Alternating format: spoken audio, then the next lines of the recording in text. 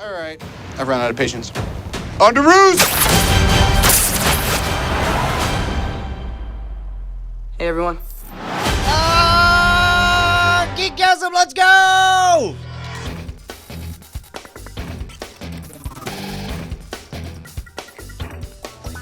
Welcome to Cordkillers. Our mission to report the intel from the front lines of the cord-cutting revolution so that you, my friends, have the information you need to be able to watch what you want, when you want, where you want, on whatever device you want. I'm Tom Merritt, about to make a comment on the newsworthy item we started the show with, Brian Brushwood. Oh, would that be the appearance of the one and only Spider-Man and apparently backroom negotiations resolution where he's able to show up in the Marvel Cinematic Universe? Oh, I'll bet you're going to talk like all the other fanboys did and say that it was too cartoony when his eyes squinted, because that's something we ain't never seen from Spider-Man before. Well, before you even try to feed me that tripe, why don't you listen to it again and hear there are servo motor sounds happening as he squints. Those are actually some kind of mechanical cameras. He had a camera on his belt before. Why can't he have cameras in his eyes, Tom? What? My mind is too blown to talk. We need to introduce our guest, Ben Howard, to pick this up. Wait. Did you hear that? It was... No? Okay. All right. Ben, did you hear it? I did. I heard it. It was beautiful. Yes! Told you. Done.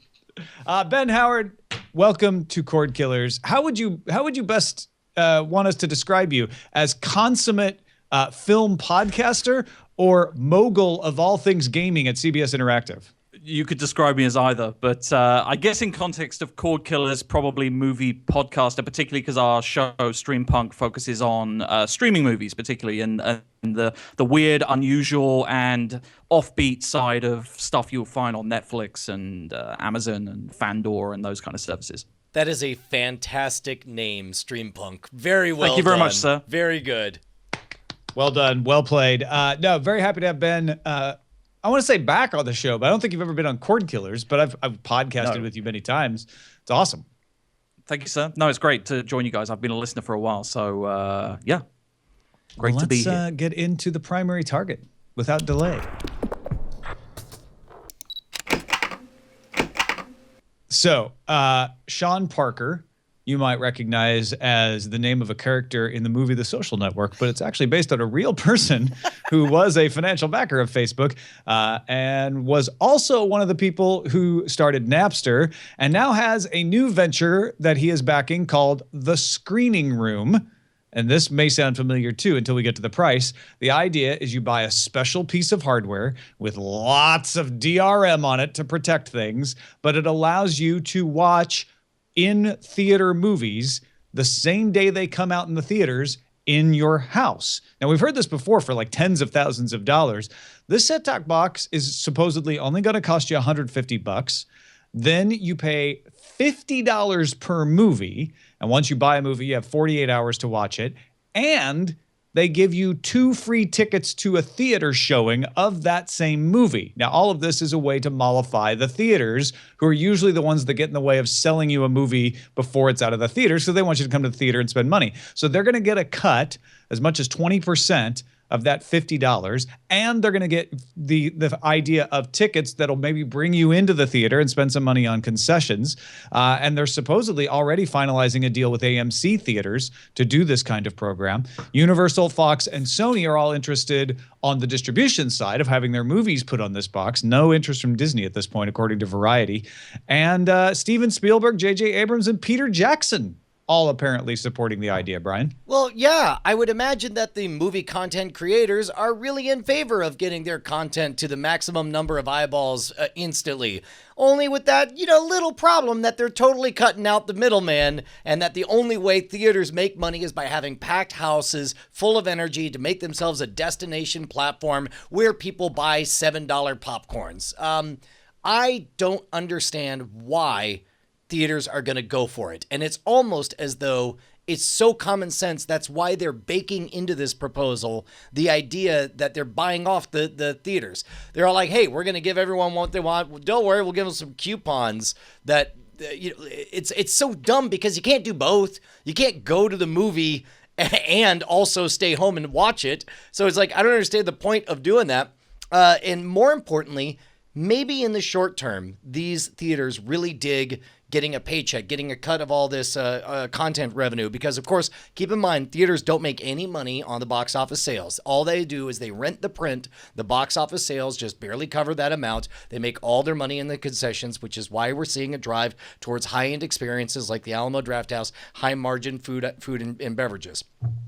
They may be mollified in the short term, but what's that going to look like 2 years, 3 years, 4 years, 5 years out as theaters become increasingly half full on premiere night, a quarter full at matinees and so on? Essentially, they're devaluing their entire experience if they go along with this. Is that just me, Ben? Is that crazy talk? I think you're absolutely right. I don't see a way in which the theaters back a service like this, because we've been talking about a service like this for a long time. And in fact, the studios have had these kind of set-top box delivery services, but they use it for, celebrities like Howard Stern and stuff like that to deliver preview movies behind DRM so that people can talk about it without them having to send out screeners. I think everything they're proposing here sounds good. I think the price is about right. It's about what I would expect for it. It's high, but it's essentially, pay-per-view price, right? So it's essentially what you would expect to pay for 2 premium theater tickets if you were going to a central metropolitan theater on a Friday night. As a parent of young children, I think it's a terrific idea. I don't get to go out to the theater, particularly with my other half, as much as I'd like. Instead, I end up going at strange times of the day when I can sneak out on my own. But in principle, it's a great idea, but I do not understand how, as you say, the middleman is gonna get behind a service like this. All right, Let me explain. Okay. Because here's what happened. When I say here's what happened, it's because I'm almost certain, not because I have any idea. Sean Parker walks into the theaters who are saying, we're not going to go for this. It's going to do all these things that Brian and Ben said. And Sean Parker says, $1 million isn't cool. You know what's cool? A cut of an ongoing revenue stream that is inevitable, and your business is dying, and you better do this if you want to make any money in the future. And the theater goers go, and the theater owners say, that's an interesting point. But what about that part about our theaters being half empty? And I mostly agree with you guys, but here's why I think it would be smart for theater owners to figure out how to make this work for them. Everybody said VHS is going to kill movies. Television is going to kill movies. We don't just go to the movie theater for the movie. We don't just go to the movie theater because we want to watch something. We go to the movie theater for the movie theater experience, which is exactly your point, Brian, about Alamo Drafthouse and places like that trying to provide a better experience. So there is a path forward to say, look, it's inevitable. People want to watch things at home. They can already watch things at home. It's only going to get more compelling for them to say, I guess I don't have to see this movie yet. That's happening a lot because I can wait for it to come to my home. So why not get in front of that and say, we'll give it to them earlier and get a cut of this revenue. Maybe sometimes they'll like it so much they'll want to see it a second time, or maybe sometimes they'll say, gosh, I really do want to see that on a Dolby Atmos, IMAX theater. And now that I've seen it and liked it, I probably would have never taken a chance on it, but now I'll go. Not a panacea, but just the idea of being able to watch it at home doesn't empty the theaters. So let me reverse my entire position and propose another alternate way that you can make a very strong case that this is a brilliant idea that will unlock a lot of revenues. If you have a family, and let's say a young kid, so that means two adults going out means a babysitter. Let's say you have a young kid, a teenager, and 2 adults. Right, a small family. You can't. Maybe you could get the daughter to stay at home with the kid while the parents go out, and then the parents go out and spend, guess what, $50. Or maybe the kid, you get a babysitter, in which case you're spending $70, $80. This is a way for maybe the dad and the teenager to go see the movie in the movie theater for those 2 in-theater tickets. Meanwhile, mom does not miss the movie, and the kid, if it's appropriate for the kid to see it as well. Look, you're spending $50 every time anyone goes to the movie anyway. Now everyone could see it, and then they could come home and talk about it. I think in that regard, it's a very, very good idea. I think you hit the nail on the head for me, and certainly like a lot of people like me. There are plenty of movies which I do not go and see on first run because, as you said, my wife and I have a young child. Going out is going to cost us a significant amount of money and babysitter. Instead, we'll probably wait the 60 days until it shows up on iTunes rental. If we could see that movie on opening night at home for $50, we probably would. So I don't actually think that in that case it's lost revenue, right? It's that is incremental revenue. We would never go and see that movie theatrically. Instead, it's opening it up to us at home. And keep in mind also, if you're like most people, let's say you are value-minded, you can all go see the movie in the theater spending $10 to $12 a piece. So the 7 of you have now spent $140+ by the time, concessions or so on. Or you could all come over for a rental party. It's Batman versus Superman is just dropping. We're going to get everyone together. It's going to be a great party in our amazing home theater, which so many of us have now. And you're end up spending like less than matinee prices.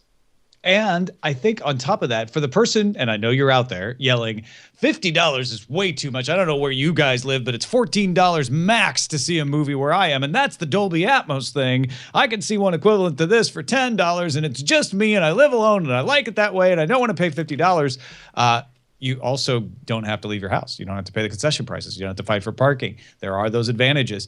And I think if the theaters are smart, talking about a deal with AMC has a version of this box that is AMC branded. And when you buy it, you generate points on your AMC rewards account. And maybe that leads to discounts on tickets. And actually, when you go to the theater and you buy tickets and sit in the theater and buy concessions, that generates points for the box that gives you discounts on these $50 movies and gets you into an ecosystem. I have a feeling that's the direction that Sean Parker and friends are probably trying to pitch. Yeah, well, and I think you really hit the nail on the head when you said this is an inevitable shift anyway. This is a way that you can monetize it and be a part of it. Although I got to tell you, you really intrigued me when you started listing off the things that you could do when you watch a movie in your own house by yourself, as opposed to going like, you could smoke while you watch the movie.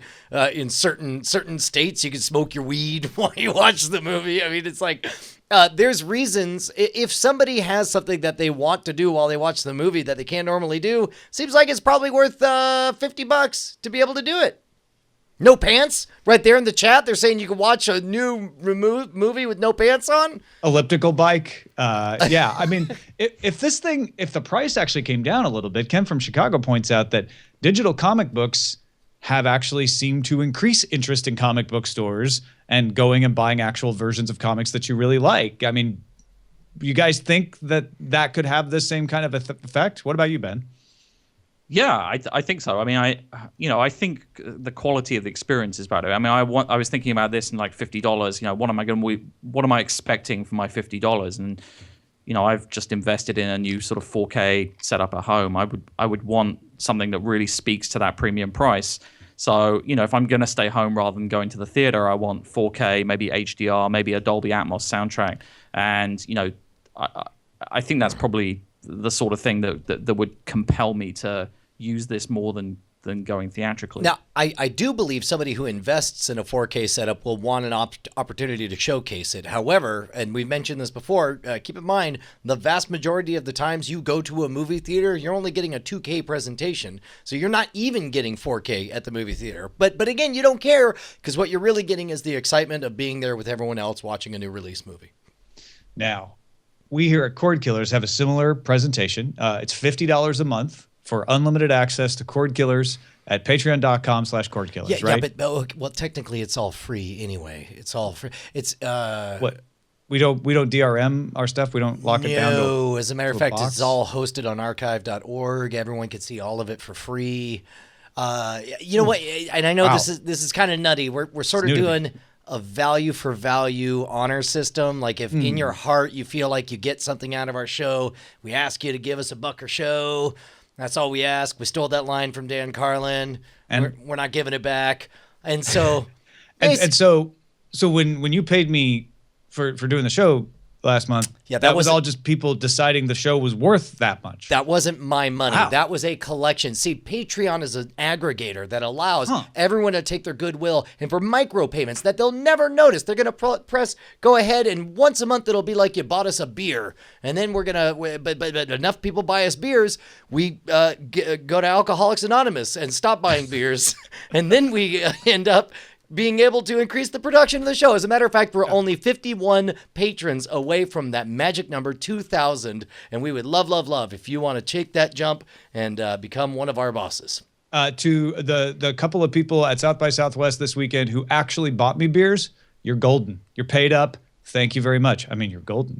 They were the lovely beers. For the rest of you, patreon.com/Cordkillers. Let's move on to Signals Intelligence. A lot of people thought this was going to be our primary target. Everybody's blowing up on this one. PlayStation Vue, the service that gives you cable over your PlayStation box as well as other devices on the internet, is going nationwide. Now, we mentioned last time that they lowered the prices. Maybe this is why.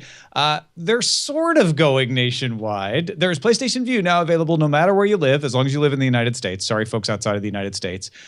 But they have a different package outside of the launch areas. So if you're not in New York, Los Angeles, Chicago, Philadelphia, Dallas, San Francisco, or Miami, you don't get the local channels yet. They say they're working on that, but they don't have them yet.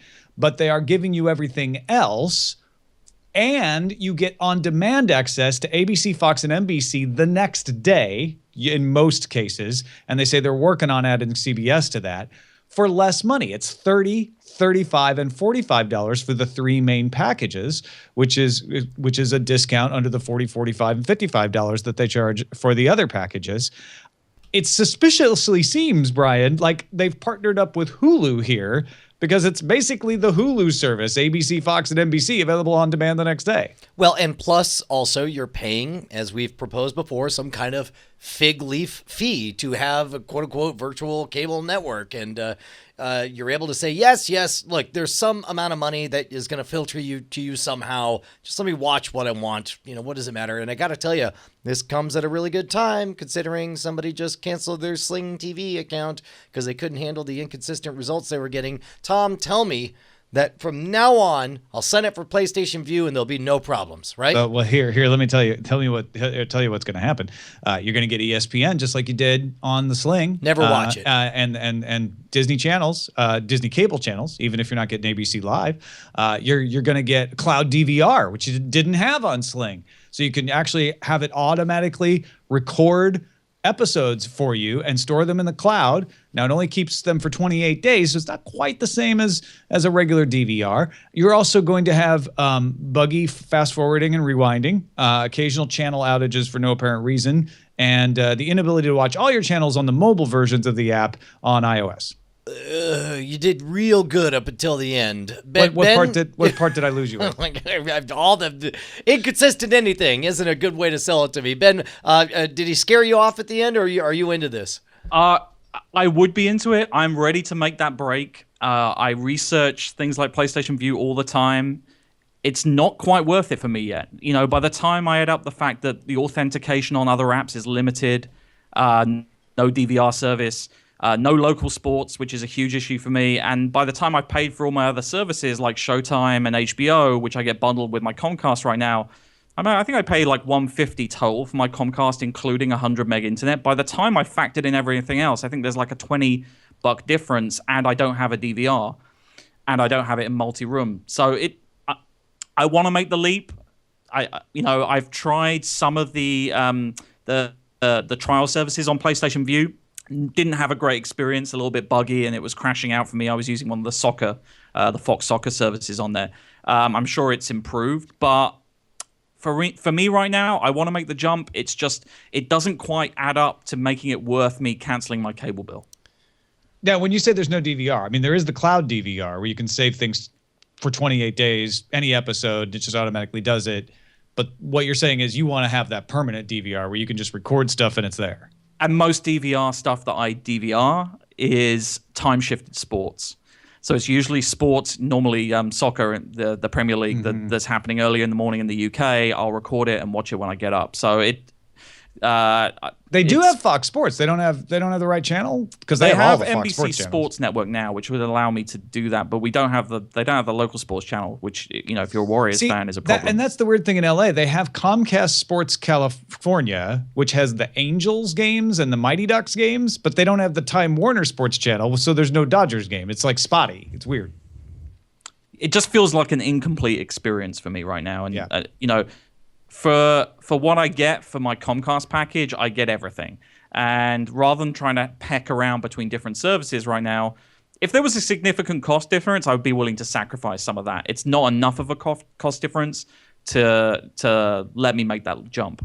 Now, Shadow XPR on Twitter tried to sign up with his PlayStation Network account online. He does not have a PlayStation anymore, but thought, oh, this is great. I can actually get it. I can watch it on my Fire TV. I can watch it on my iPad. And he said it kept asking him to create a Vue profile on a PlayStation. So he just gave up. He's like, well, I guess I can't get it. I looked on the PlayStation website, and it says if you don't have a PlayStation Vue subscription set up yet, you can subscribe through PlayStation 4 or PlayStation 3 or visit psvue.com/plans to set up a subscription online, and then you can create your profile on the Fire TV. So maybe he couldn't do it. It does say you can't do it on iOS, which I think was what Shadow XPR was trying to do. But if you have a Fire TV, and maybe he doesn't, it sounds like you can still set it up even if you don't have a PlayStation. But they are definitely trying to encourage you to have a PlayStation and then use it on the other devices. Interesting. And we got emails from a couple of people who are excited about this. They're like, yeah, I'm done with Comcast. This is exactly the kind of thing for me. It gives me AMC. It gives me sci-fi for $30 a month.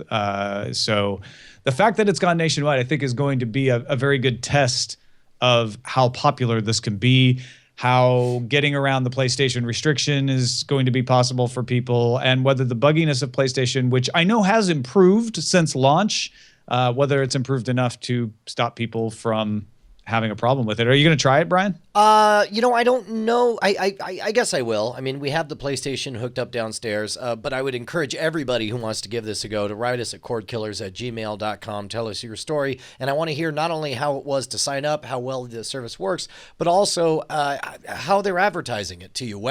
How close is what they're delivering to what it sounds like they're advertising? All right, let's gear up with the stuff we use because it's gear. And up is the opposite of down. Yeah, who wants to be down? I mean, I'll get down. Unless you've been down so long, it looks like up to you.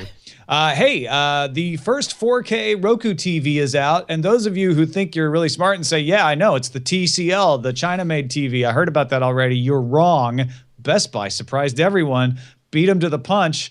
Best Buy's in-house Insignia brand of television with a 4K display and Roku built in is on the shelves. Well, actually, it's only available to order online, but it's going to be in the stores on the shelves in April. You can order it right now, $43.50 and 55-inch models for $400, $500, and $650 respectively. For $400, I mean, that's a slam dunk in terms of I don't care how good or bad the Roku interface is. To me, I mean, that certainly gets you to over the presentational hump for the quality of the content. I would love to know how this thing handles being connected to a computer because as we've talked before, when you try to use it as a display, you run into issues with frame rate locking, the refresh rate. Ben, are you in the 4K hunt? Are you interested in the 4K? What's up with that for you? Yeah, I actually invested in a 4K set, a Samsung set at the end of last year, and it's been interesting living with 4K content. One thing I have come to realize is that 4K, and I have a 65-inch set, 4K even at 65 inches is pretty imperceptible on a high-quality stream. I mean, the difference between the 4K Netflix stream and a good quality high stream of the high bitrate stream of the 1080p stuff is really hard to make out. Now, the game changer for me, and it's not going to make a difference, I think, on the Roku set, is HDR. When I started viewing HDR content, that's what's changed my opinion on 4K in general. Like, high dynamic range is not a question of just being able to see the difference on larger sets. You can see that difference on any set. I suspect the Roku $400 doesn't have high dynamic range, but HDR is what's convinced me that it's the future and what's convinced me that it was worth investing in. Because initially I was like, well, I don't really see the difference. You have an HDR television then? Yes, I do. Yeah, Sony JS8500. I've heard nothing but really good things about it. Really excited to experience it myself. When you see HDR for the first time, it's like, oh wow! It's like someone's just wiped squeeged it off the screen. It's brighter, the blacks are deeper, the whites just are so bright. And Amazon stuff, all the Amazon original shows which are streaming in HDR are are really worth viewing just for that reason. Well, and from what I understand, I'll use air quotes as I say, upscaling or converting to HDR footage is something that's relatively easy and cheap to do, and yet really has a significant pop for even if it wasn't recorded in HDR format. And honestly, if you are wanting the best picture quality from your new television, you probably don't want to buy an Insignia. They're not bad. They're actually very good as a budget line TV. But this is not top of the line, right? When you're talking $400, $500, $60, $150, it's a bargain TV. You know, they're not crap. They're good TVs for that price range. They're great TVs. The key here is, well, you got some 4K compatibility and you got Roku built in. I think the Roku being built in is probably the biggest deal of this TV at that pricing. Yep, fair enough, man. Hey, Brian, we all do other projects to support ourselves and keep this independent podcasting movement going. What have you been doing? I don't know. In the last month or so, we've launched a brand new series over at youtube.com/scam school called The Modern Rogue. Okay, fine. Yeah, you want to launch a new series, but it's not like you're going to teach me anything useful, is it? I don't know. How about building a homemade gas mask and then testing it up against a tear gas grenade, which is definitely something we did in the episode that dropped a scant 3 or 4 days ago. Can't recommend it high enough. It was so terrifying and exciting. And spoiler alert, these things actually worked. So we teach you actually how to make them. It's a lot of fun. Jason is a fantastic co-host. You, of course, saw him with me on Hacking the System. And this is our opportunity to go to way nutty other places, stuff that Standards of Practices maybe wouldn't have been super thrilled about back at Nat Geo. YouTube.com/scam school. Folks, like, seriously, you've got to watch this latest episode where Brian and Jason shut themselves up into a small, enclosed, slightly airtight room. Yeah. Filled with, we use a police grade Fox 5.3 SHU, that's Scoville heat units, a gas grenade that just fills the entire thing with just gaseous death. It was insane. And as you can see, he lived. He lived to tell it. Give or take. Yeah, and was able to breathe oxygen through the whole thing. Check it out, Scam School at youtube.com/scam school. Look for The Modern Rogue. Now, we are going to look for the front lines. Where are they? Oh, there they are. The company, ComicCon International, the one that puts on the Comic-Cons, is teaming up with Lionsgate, the film company, to offer a streaming service of classic sci-fi and fantasy, as well as live streams of select panels from conferences like San Diego Comic-Con. Service called ComicCon HQ is going to soft launch on Free Comic Book Day, May 7th. You'll get it for free. And then there will be a formal launch in June. That's probably when they'll start charging people. They haven't talked about what the subscription fee would be. They just said there will eventually be one. Adam Sessler of ZDTV fame will host an interview series. You probably knew him from G4. And Kevin Pereira, definitely of G4 fame, will executive produce a late-night talk show. Also, there's going to be a show called Impossible Science, a geek fashion show called Her Universe, a scripted series called Kings of Con. As I said on Twitter earlier today, Brian, they have eaten the heart of the corpse of G4 to gain its power. Yeah, sounds like it to me. And I'll tell you, it sounds like of all the parts of the corpse of G4 to eat, the heart is the one that you need. Yeah, and I'm sure it'll work out well. Sessler, like, two of the top people from that era launching this. It's really interesting. Ben, what do you make of this? There's one big unanswered question, which for me is whether this service is successful or not, and that's Hall H. If they stream Hall H and make Hall H available, like, say, Blizzard, the games publisher does with BlizzCon, where you can buy a season pass, a virtual ticket for their convention and watch that whole show from home. If they do that and allow you to tune in to Hall H and watch Hall H from home, then I think it's a win-win, and certainly I'd sign up, because, I mean, certainly most people at the show can't get into Hall H, let alone most of the people who want to go to the show. Well, and I think the first few times the first time I went to E3, the first time I went to Dragon Con, first time I went to Comic-Con, you want to be there. But then you realize, like, the better experience is the curated high production value that you get online. So I think you're 100% right. And once they crack it with Comic-Con, why not add Dragon Con? Why not partner up with BlizzCon? All that stuff. Well, and BlizzCon's not going to do it because Blizzard wants to get all that money. Well, sure, but they could create content, countdown to BlizzCon. ComicCon International runs enough of their own conferences like WonderCon. They're definitely going to do stuff like that. And I think they've shown, there's plenty of demand for Comic-Con. They're not going to undermine that. And interestingly enough, like BlizzCon, where they're like, we'll do it for 2 days, and you pay for it, and you get it, and then that's it. They're going to try to get you into a channel that you'll continue to watch because they've got all this other programming. Yep. Sounds great to me, man. Hey, our friends over at Vimeo announced Thursday its second slate of original programming. Vimeo's first feature-length film is a documentary called Wizard Mode about one of the world's greatest pinball players. Its first concert film features indie chillwave pioneer Toro y Moi. Hope that was right. College Humor's Jake Hurwitz and Amir Blumenfeld, that's Jake and Amir, to bring a series called Lonely and Horny. And Garfunkel and Oates, Trying to Be Special, features Ricky Lindholm and Kate McCucci. All four premiered this year at various times, starting in April. Fantastic. I'm glad to see another outing from the Garfunkel and Oates. Well, if YouTube is MTV, Vimeo is, I don't know, USA Network. It's basically like the next generation up. It's the next demo up, saying, this is for people who are a little older. It's not for the teens. This is for folks who've grown up and maybe got out of college. Well, it's great because all of this, their brand has always been in the polish, and there's these all sound like very, very polished, accomplished projects. YouTube Gaming announced its iOS and Android apps are now available in Canada, New Zealand, Ireland, and Australia. The app also got some changes, removing the sidebar, so it has a more simplified homepage. They added a live tab, so it's easy to find the live streams. Android apps also getting a pop-out player for watching video while you're using other apps, as well as catching up to the iOS app by adding a DVR and 60 frame per second playback support. I would like Ben. Do you mess around in the YouTube gaming space? Yeah, I certainly do with my day job. GameSpot, the site I'm responsible for at CBS, we broadcast obviously almost on a daily basis to Twitch and to YouTube. And I will say, I've been very surprised how low or how slow the performance is for live streams on YouTube gaming. When they rolled it out last year, obviously it was a big push. It was a big attempt by YouTube to go after Twitch. And what I think they've realized since then is that their sweet spot is still VOD. And pushing live is still going to be a big priority for them.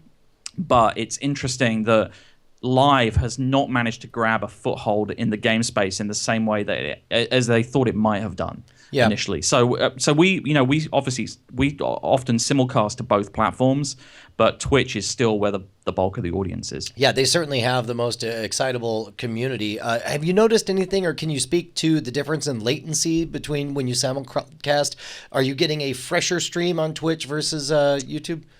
I think we get a similar delay. It's like a 30 to 60 second delay once we push out. The delay is often actually the Akamai side. So we will stream to Akamai, our host, which then distributes the streams out to where we're pushing them to, be it YouTube, Twitch, or GameSpot.com. So it varies, but it's a similar kind of latency from my experience. Awesome. Vessel is now ad-free for all paying subscribers, and there's a new subscription plan where you could choose to pay just $20 a year. That's $19.99. If instead of the normal $2.99 per month, Vessel also announced plans to offer year-long exclusives on some shows from creators like the Linus Media Group, Brittany Louise Taylor, and Jerome ASF.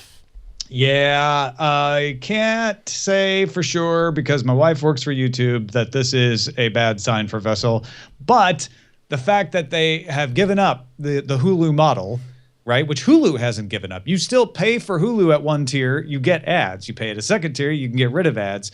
Instead of Vessel moving that way, they had to just drop ads from the subscription platform, which could mean two things. One is they're not getting enough subscriptions. Two is they're not selling enough ads, or both. Yeah. Full disclosure, Scam School has its own channel on Vessel. Yeah, and you just rake in the fat stacks because of that, I'm sure. Moving right along. 21st Century Fox and Sky are investing in soccer subscription service Fubo TV. 40,000 subscribers right now are paying $10 a month for a mix of matches from La Liga, MLS, and a few others, but they don't have the ones you heard Ben mention earlier today. but maybe they'll get them eventually since they got these big heavy hitters on their side. What do you think of this, Ben?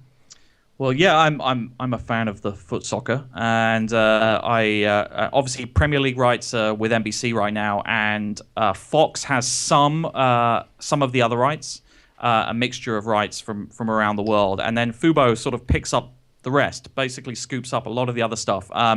I've used it occasionally in the past for European and like Italian league stuff. There's a lot of stuff in there that you wouldn't find on either Fox or NBC. And yeah, I think it's a good sign that that Fox are investing in it. It's weird. Fox basically gave up the ghost on soccer a few years ago when they gave up their Premier League rights to NBC.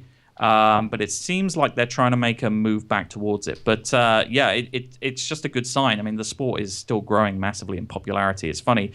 Since I moved here 3 years ago, talking to folks around San Francisco, like the following that soccer has here now is amazing, and it has changed a great deal since I first came to San Francisco in 2007. You changed it. You moved here. Good job. Well done, sir. All right, let's see what's under surveillance. Not like real estate. It's all about location. Under surveillance. I mean, I'm not saying we have enough trailers to warrant somebody out there making us a trailer park sort of intro thing, but we wouldn't say no. Game of Thrones Season 6 starts April 24th. New trailer is out and features loads of looks at story none of us have ever experienced before, like what's happened to Daenerys Targaryen. Dude, it's fantastic. I couldn't be more excited. I love the fact that we've entered a phase where I get to enjoy the show just like everyone else did. I don't have to do it on this meta level where I'm emotionally detached knowing that a red wedding's about to happen or whatever. I love it. Very excited. Ben, do you watch Game of Thrones? Have you read all the books? Where are you on Game of Thrones? I'm 2 books through, and I'm completely up to date with the series, and I cannot wait for season 6. I couldn't be more excited, or I couldn't be less excited for having to avoid Twitter and the rest of the internet. Because if it was bad before, when you could get away with, it's in the books, it's going to be even worse for season 6 with people talking about stuff which doesn't exist in any of the form. Yeah. So yeah, I'm going to have to watch it live. I think it's going to be the first time I really make an appointment to watch something live in several years. Captain America Civil War also had its trailer, which of course we spoiled for you at the beginning of this episode. And of course that movie's coming out May 6th. But not much else to say except like, yeah, decent trailer. Looked like Captain America Civil War. Not much new until the very end. Yeah. Little thing called Spider-Man. On now, Amazon launched a live daily 30-minute show called Style Code Live. It will stream Monday through Friday at 9 p.m. Eastern. No advertising. Don't have to have Amazon Prime to watch it, but viewers can purchase beauty projects mentioned in the show through a gallery located below the video player. And, Brian, they have a chat room that they interact with during their live stream. Brilliant. I wonder what the lag is. I don't know what the lag is, but this thing of having the gallery below it, if this this works, is Twitch, this right? could be genius for Amazon. This is Twitch. They must be building this on Twitch, you would think. Oh, Absolutely. sure. I hadn't even put that together, but you're right. They are absolutely using that Twitch architecture somehow and saying, hey, we can do this over on Amazon, sell ourselves some beauty products. The mind boggles at what other things they could launch if this ends up being successful. Lots of home improvement shows, diet shows, anything you buy on Amazon. Yeah. Starting last Friday, Yahoo began streaming live hockey matches 4 times a week under a deal with the NHL. Streams will be free to viewers outside home markets, but you don't have to pay Yahoo for them. Yahoo has a separate deal with NBC Sports to stream 2 additional games a week. Yahoo also has deals with MLB and the PGA, the golf folks, and is in bidding wars for rights to the NFL streams. We've talked about that before.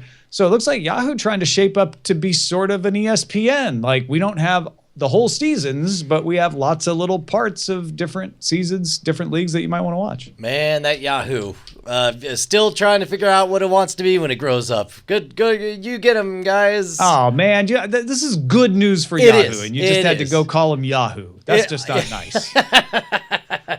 Coming soon, Netflix's Luke Cage will premiere on September 30th. So a ways off, but yes, we are going to get. We now have a date for when Luke Cage comes. Netflix's reboot of Voltron have named Lauren Montgomery and Joaquim Dos Santos as showrunners. If you don't know who they are, Dos Santos directed and produced for Avatar: The Last Airbender and Legend of Korra, and Montgomery was the producer and storyboard artist for Korra. How's this make you feel, Brian? Because I know you're fans of the Korra series. Yeah, absolutely. As a matter of fact, the kids are rewatching Korra right now, literally downstairs as we speak. I know that they're exceptionally good at world building, and that's one thing that and again, it's been a long time since I've watched a lot of Voltron, but I don't remember a lot about the world. I just remember the giant robot, whether it was all the cars assembling to it or the 5 lions or whatever. I would love to see Voltron world building done right, and that seems like a fantastic few people to make that happen. Am I guessing right, Ben, that you're a Voltron fan?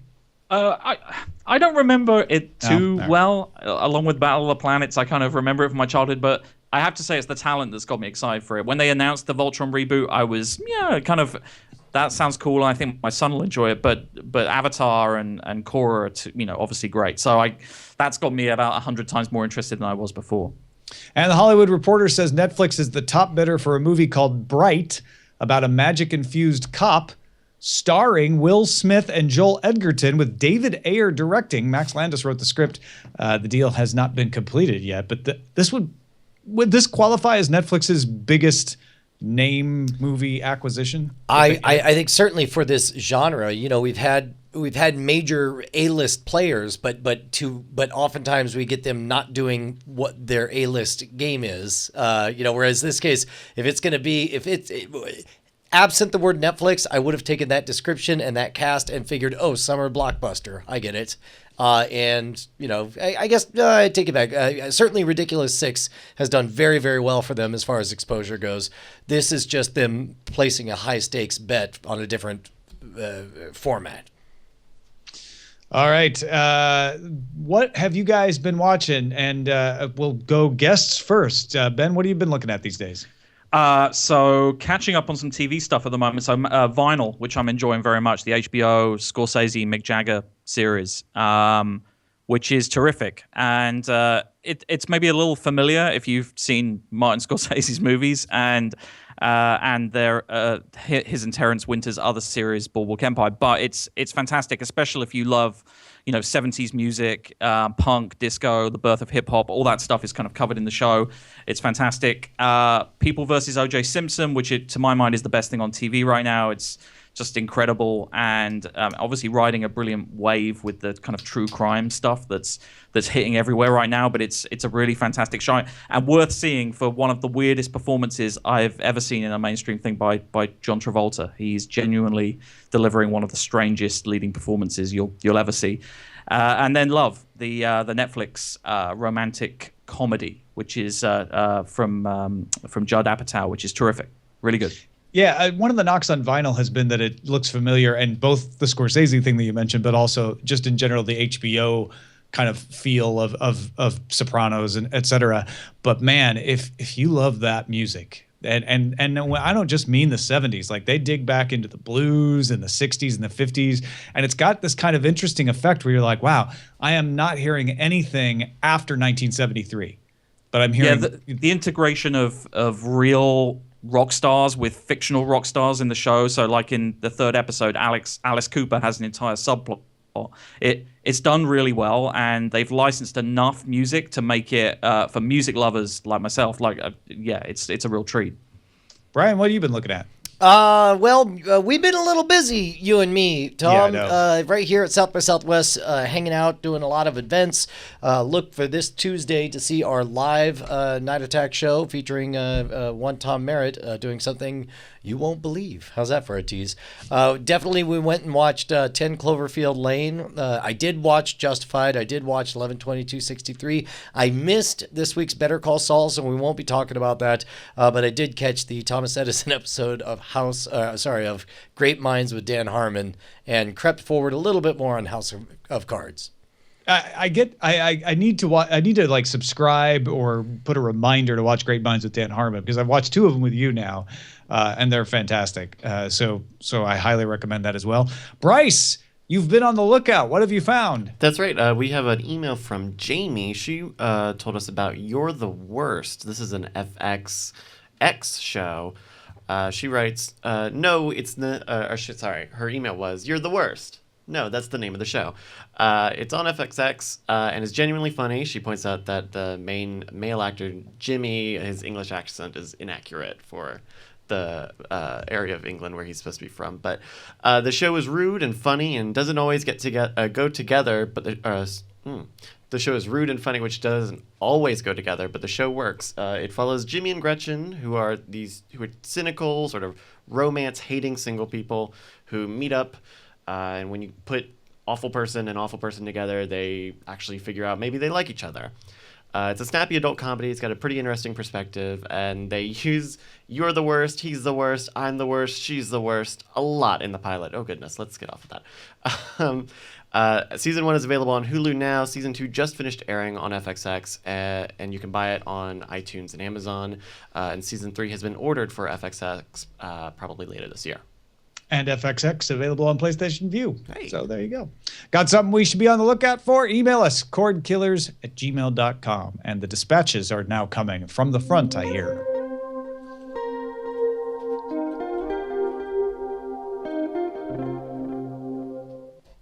We got an email saying, hey, I wanted to share my experience when I asked Charter about their internet-only TV package called Spectrum TV Stream. That's the one where you don't have to get cable. You just add it to your cable or your Charter, in this case, service. First part of the call was a combination of the customer service person not knowing what I was talking about and then being transferred several times. The person who finally knew something about what I was talking about had to look it up.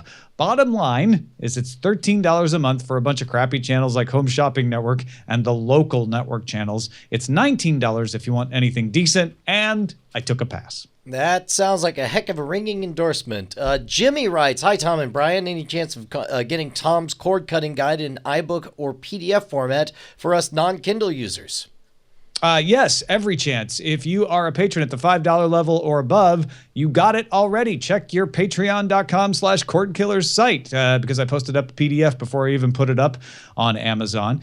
It's exclusive to Kindle for now because of that Kindle Direct program, but the PDF will be available on archive.org for everybody else for free. And once that exclusivity period expires on Amazon, I'll look into putting it on Google and Nook and iBooks and all the rest. Awesome. Gary writes, longtime supporter to chime in about your recent conversation about HBO and how it's performing. While I think Tom and Brian have both brought up good points, you may be overlooking one thing. You may recall when HBO launched a year ago, it did so only on the Apple TV when the new seasons of Game of Thrones started. It wasn't until after the season concluded that they launched on other devices, including the device with most penetration in the market, that being the Roku.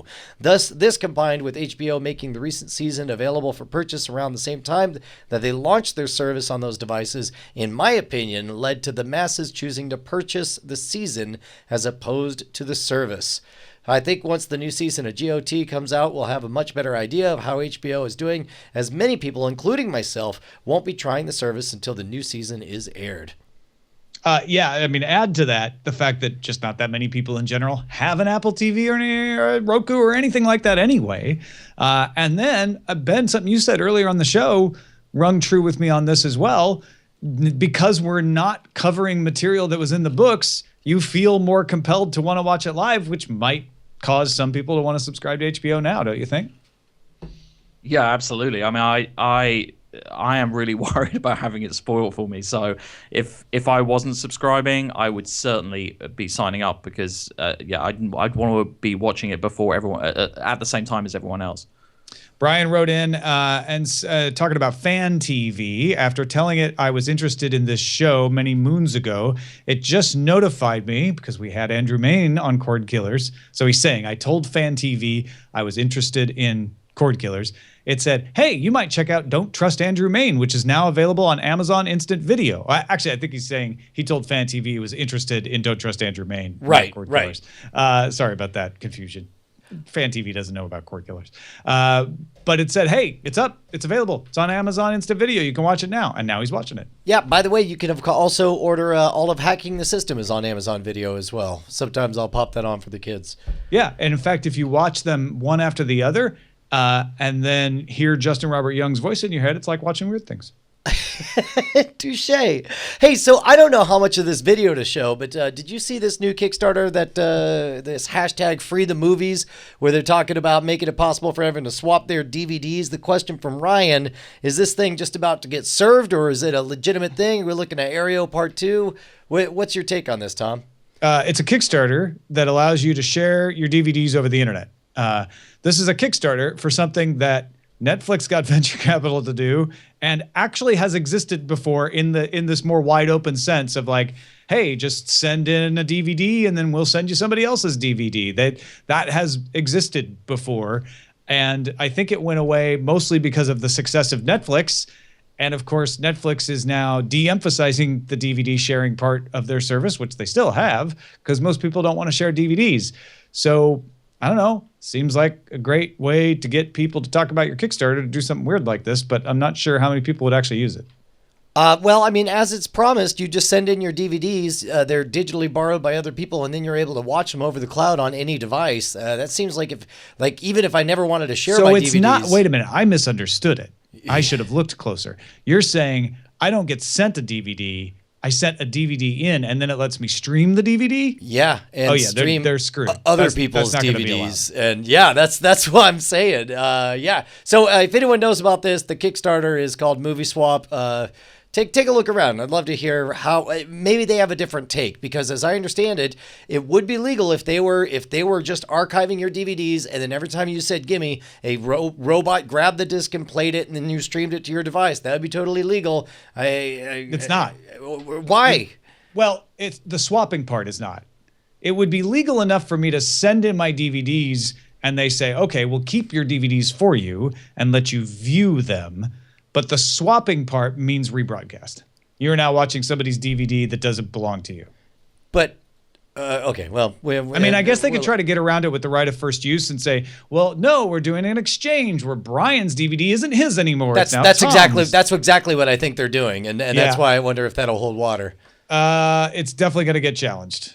I agree. Ben, you got a dog in this fight? It sounds like a brilliant idea from 15 years ago. Yeah. Well, I mean, again, we're back to this insane Rube Goldberg in order to stay compliant with our crazy law.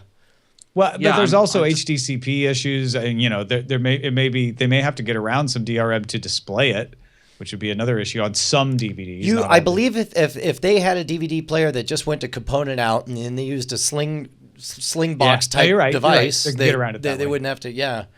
So I don't know. Interesting. Take a look at it. Someone smarter than us. Let us know what you think. Well, that is it for us. Ben Howard, thank you for being with us. Thank you, both of you. It's been an absolute pleasure.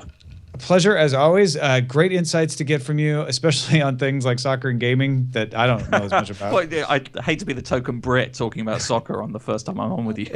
Or the token gamer, but you get to be both. Showing That's true. And movies, of course. In fact, that's your new podcast. Tell people where they can find it.